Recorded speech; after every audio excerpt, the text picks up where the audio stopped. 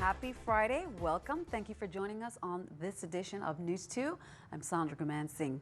More than 20 testifiers were heard at the Senate today on Senator Positive Nelson's push to legalize medical cannabis in the Virgin Islands. There were conflicting views on the controversial bill, with testifiers on opposing sides passionately sharing why or why not the Virgin Islands should consider medicinal pot. News 2's April Knight has more. It's all about medical care. That's the message that Senator Positive Nelson said about Bill number 31-0348. It would allow the use of medicinal cannabis in the Virgin Islands. The science of today has proven what was once deemed anecdotal, bush medicine. In the November 2014 election, some 56% of Virgin Islands voters said yes to medicinal marijuana in a non-binding referendum. This bill by Senator Positive Nelson would not only approve and regulate the use of medicinal cannabis for very specific purposes, but also regulate provisioning centers where people can legally get them. A representative from the American Nurses Association supports access to medicinal marijuana, but other testifiers went so far to say that marijuana is not only non-medicinal, it's destructive. Marijuana is a deadly agent. No matter how you sugarcoat it, it's a deadly agent. The fact that marijuana is still a Schedule I drug under the FDA is a hurdle. That classification means it has a high potential for abuse and no medical use. Local hospital reps lean toward that definition. Federal law, nor expect any of its physicians, nurses, or staff to violate any federal law and risk jeopardizing the hospital's good standing with the Center for Medicare and Medicaid Services. But one testifier reminded the body that Nelson's bill goes beyond the FDA's classification of marijuana. Medical cannabis programs like the one that Senator Positive is presenting exist not because of the FDA, but in spite of the FDA, and now in spite of the U.S. Congress, and now in many respects in spite of the courts. Reporting for News 2, I'm April Knight. The hearing continued late into the evening with government agencies and community members also chiming in. We'll have more for you in a later newscast. Wallaby Hospital passed the surprise visit by the Centers for Medicare and Medicaid Services 10 days ago. And that's according to a release from the hospital Thursday night. According to one of Louis' acting chief executive officer, attorney Richard Tomas Evangelista, they received notification on Thursday that the Wanef Louis was found in compliance with the Medicare conditions of participation as a result of the complaint survey conducted on June 15, 2016. A much earlier survey of the hospital found 15 tags or areas they needed to work on, including medical staff accountability, patients' rights, informed consent, administration of drugs, timely completion of medical records, therapeutic diets, environment of care issue, life safety, and infection control. This time, because CMS found no deficiencies, the hospital is not required to submit a plan of correction. Evangelista thanks the entire team of Wanef Louis, including the physicians, nurses, and staff, for their commitment, he says, and dedication to provide quality care to their patients. Top travel companies were in the Virgin Islands this week checking out the sights and sounds, but they weren't here just to have fun, although they did. Local tourism officials were with them to make sure the Virgin Islands makes a great impression. And according to local tourism organizations, little hotels had a lot to gain. News 2's April Knight has the story. For the 23rd year, the local tourism industry gets to show off what the Virgin Islands has to offer. This week, the 23rd Annual Destination Symposium drew representatives from top travel companies to the Virgin Islands. We bring down all the top wholesalers that sell this destination. I'm sure you've heard of some of them: Expedia, Priceline.com, HotelBeds.com. We bring them down for 5 fun-filled days of exploring the Virgin Islands. They were able to go to all 3 islands, going from site to site to do inspections. They saw the sights, tried different activities, discovered the nightlife, and had a taste of local food. Well, most of the attendees are product managers, so it's important that they know the destination and that they're able to articulate to their organization what the destination is and what we offer as a destination. The VIP USVI's goal, of course, is to make a good impression on these companies. Local hotel owners got to engage the visitors, and this is key, according to the Department of Tourism. I think as a destination, we run about 18 to 20% of our room occupancy, or room night extended stay occupancy for wholesalers. So it is important that the hoteliers participate in Destination Symposium. Over the years, the local tourism industry has gained from Destination Symposium. But according to the VI Hotel and Tourism Association, it's the small hotels that benefit the most. The chain hotels have the connections with these big companies, but when they come down and do site inspections and see a property that they normally wouldn't have access to, they're able to sign them up and start selling that property. Reporting for News 2, I'm April Knight.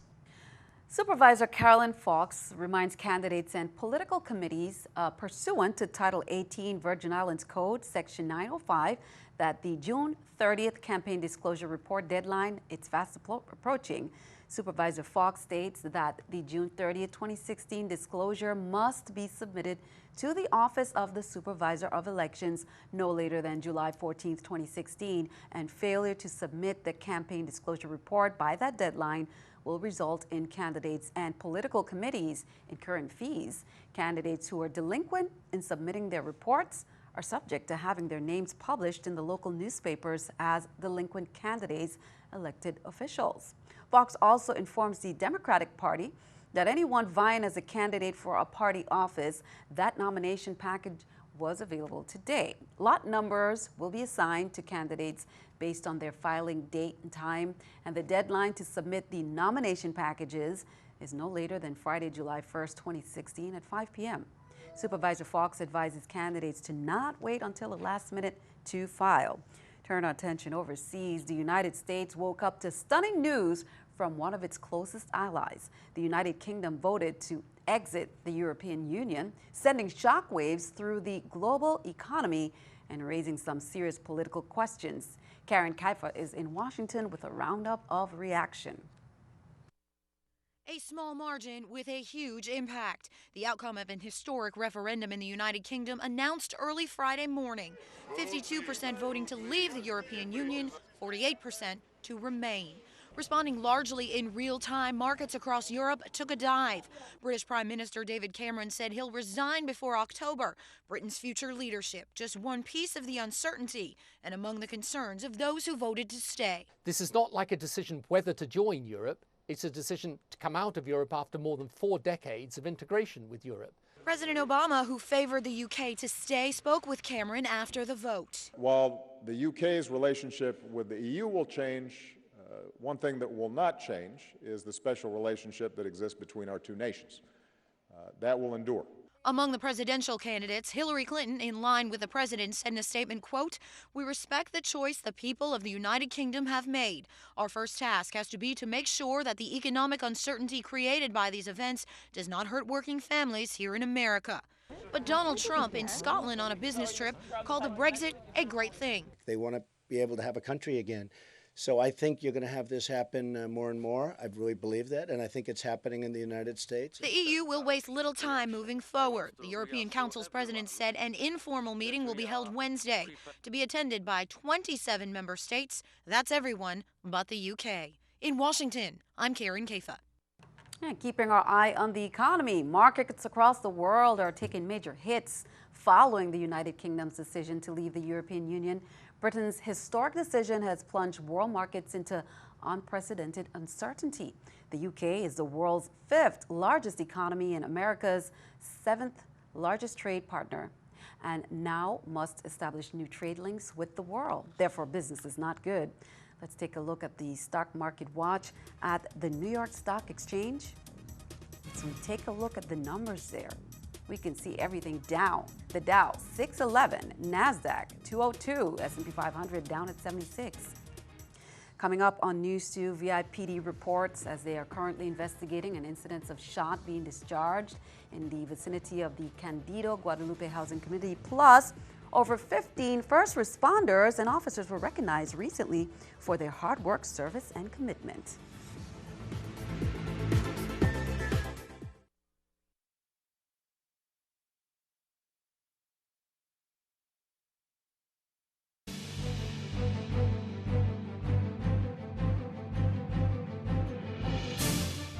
Welcome back. The VIPD is currently investigating an incident of shots being discharged on June 23rd, they say at about 4:25 a.m. in the vicinity of the Candido Guadalupe housing community. Here's more. Police officers along with the forensic unit were dispatched to the scene. Upon arrival, officers investigated and processed the area, collected spent casings, and found a vehicle to what have appeared to be an exit bullet holes on the front windshield. This incident is being investigated by the Criminal Investigations Bureau. We can make our community safer for all of us. The information you provide may make the difference. You can call 911 or Crime Stoppers at 1-800-222-TIPS. Also earlier today at approximately 10 a.m., officers responded to shots fired in the vicinity of Nada in the area of the Bridge to Nowhere. Officers responded, an inspection was conducted on the roadway leading to the animal shelter where 2 firearms were recovered along with large amounts of marijuana and cocaine. The officers interviewed an individual who was in the area. The officers made an inspection of his vehicle, and while conducting the inspection in the suspect's vehicle, the officers discovered 2 shotgun rounds, 3 .40 caliber rounds, and fully loaded magazine which contained 31 rounds. All were recovered. Officers arrested Mr. James Letsom, who now awaits his advice of rights hearing. Well, a vigil and walk to bring awareness to rising gun violence in the VI, that began earlier this evening at about 5:30 at the Faith Christian Fellowship Alive Church in Christ on St. Thomas. Participants are marching through the neighborhoods around the 22 high-rise housing community. The VIPD is partnering with the community for this effort. Well, recently, about 19 officers were recognized for their dedication and hard work at the Margaritaville Resort on St. Thomas. Here's more.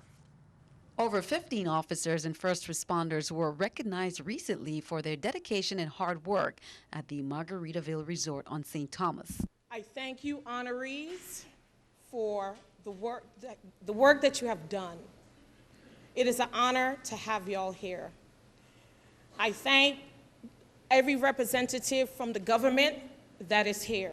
The awards ranged from exemplary leadership to commitment to service, Hall of Honor, heroic life-saving, and highway safety awareness. I myself, as a registered nurse, as a first responder, I understand the duties that we do, the time we spend, the hours, tireless nights, sleepless nights, and just so we can protect everyone in this room. So technically, we are protecting ourselves and protecting you. Officer Jason Thomas and Lieutenant Sandra Colburn both received standing ovations.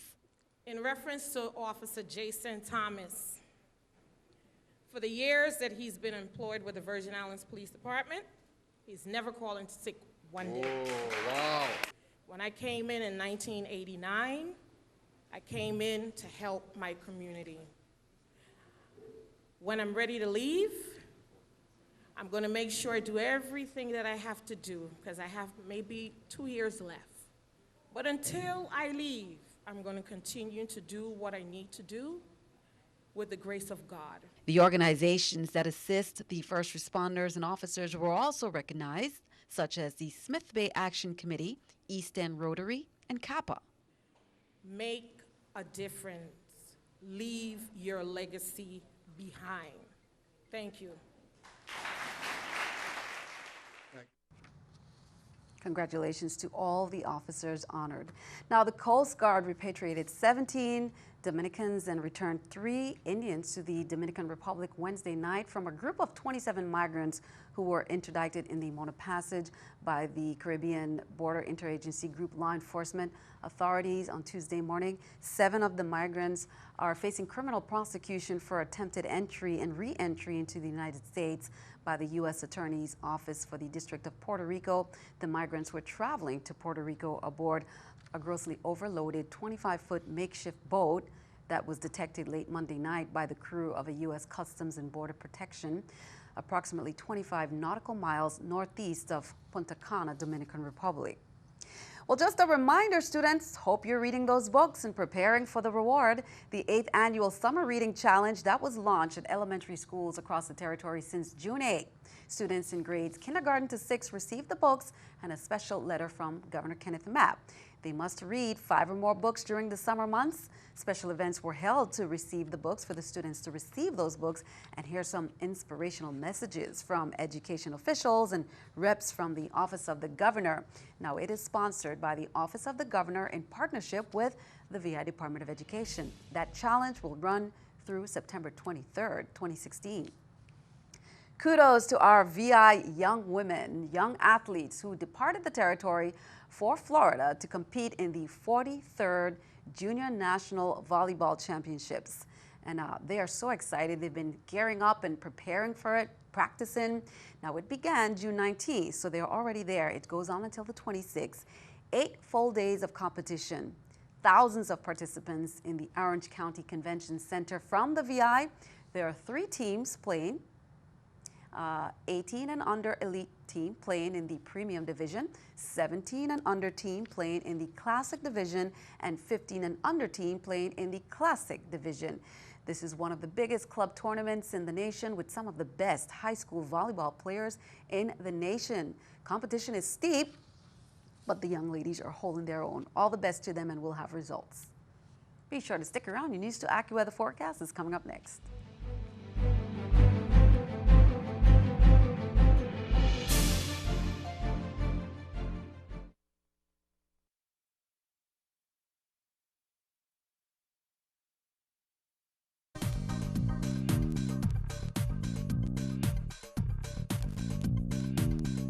Happy Friday, everyone. The weather looking good as we wrap up the work week. Current radar just showing a couple of sprinkles across the Virgin Islands. Nothing widespread or heavy, and that's the way we will remain as we head into your Friday night. Current satellite just showing some patchy high clouds here across the islands. No big deal here. We saw clouds break for sunshine throughout the day, and we will enjoy quiet conditions as we head into tonight. Partly cloudy skies. Can't rule out a quick passing shower or two, though no big deal here. Overnight low falling back to 81 degrees. So if you're heading out and about to enjoy your Friday night to kick off your weekend, weather all in all should cooperate. For tomorrow in St. John, we'll climb to a high of 91 degrees, mix of clouds and sun.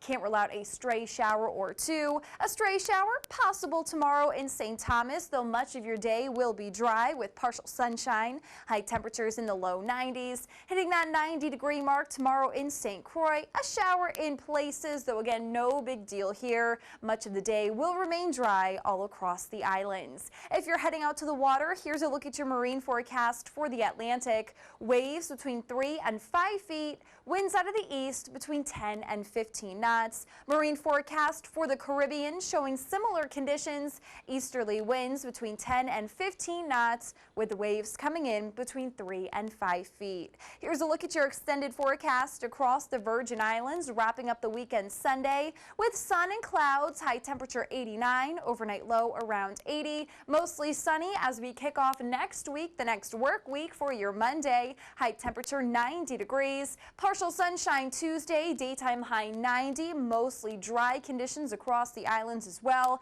Some spotty showers rolling through for your Wednesday with your daytime high for the midweek climbing towards that 90-degree mark. Sandy, we'll send it back to you. Thank you for that. It is time for the weekend, and Jimmy Brute, 12 years of age, representing the LCR Community Learning Center, says keep the umbrella handy because you never know, we may get that wet weather, or even if it's just for the glare of the sun now that we're in the summer season, be sure to put on that sunblock.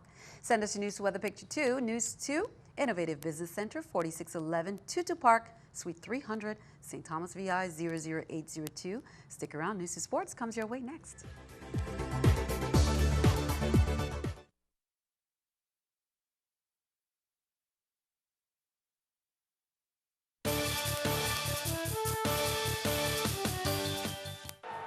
With the first pick in the 2016 NBA Draft, the Philadelphia 76ers select Ben Simmons from Melbourne, Australia, and Louisiana State University.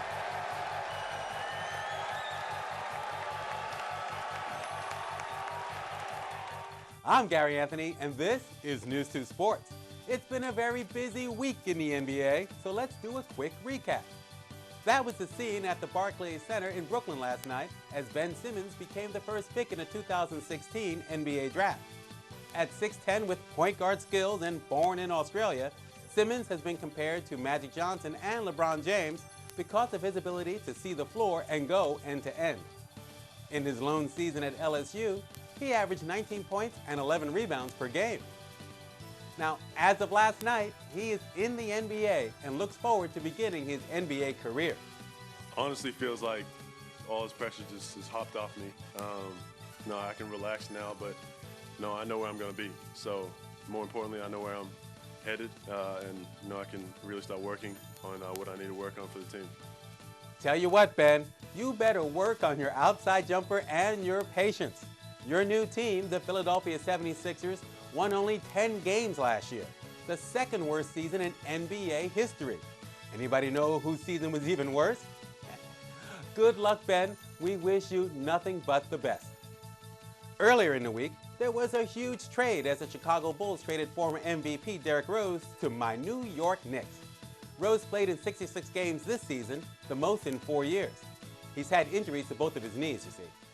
He may not be the same player as he was before the injuries, but he's only 27 and is the best Knicks point guard since Mark Jackson, and that goes back a ways. Rose's arrival also means the Knicks will make a strong push to sign free agent Kevin Durant.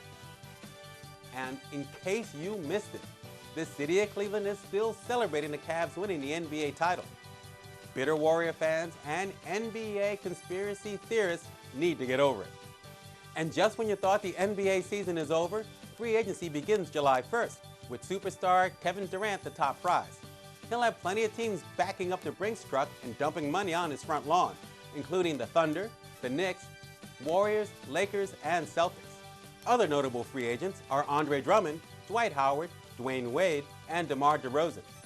Now, just because the games are done, it doesn't mean there's an off-season. Oh, and the worst season in NBA history goes to the 1972-73 Philadelphia 76ers, who finished an astonishing 9-73. That's it for sports.